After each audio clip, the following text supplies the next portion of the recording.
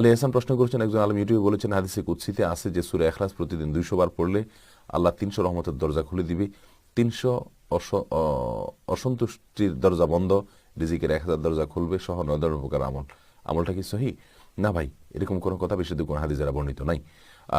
সূরা ইখলাসের ফজিলত সম্পর্কে যা হাদিসে আসছে সবগুলোকে মোটামুটি স্টাডি করে আমরা যেটুকু পেয়েছি তাতে এরকম কোনো কথা পাইনি। এটা যে আলেম বলেছেন তাকে বলেন রেফারেন্স উল্লেখ করতে, তিনি কোথায় পেয়েছেন, তার ভিত্তিটা কি, কতটুকু মজবুত, কতটুকু সত্যতা আছে, বিশুদ্ধতা কতটুকু প্রমাণিত, এ বিষয়ে তার কাছ থেকে জানার চেষ্টা করুন। সূরা ইখলাস এটা 3 ভাগের 1 ভাগ, একবার পড়লে কোরআনে কারীমের 1/3 তেলাওয়াতের সওয়াব হয়, সেই হিসাবে 3 বার পড়লে কোরআনে কারীম একবার খতমের সওয়াব হবে। এটুকু আছে। এবং রাতে শোয়ার সময়টা পড়ার নির্দেশ আছে, সকাল সন্ধ্যায় পড়ার নির্দেশ আছে, 5 ওয়াক্ত সালাতের পর একবার করে পড়ার নির্দেশ আছে, এবং এগুলো ফজিলত আছে। আল্লাহ সুবহানাহু ওয়া তাআলা যথেষ্ট হয়ে যাবেন। আর অনেক ফজিলতের কথা বলা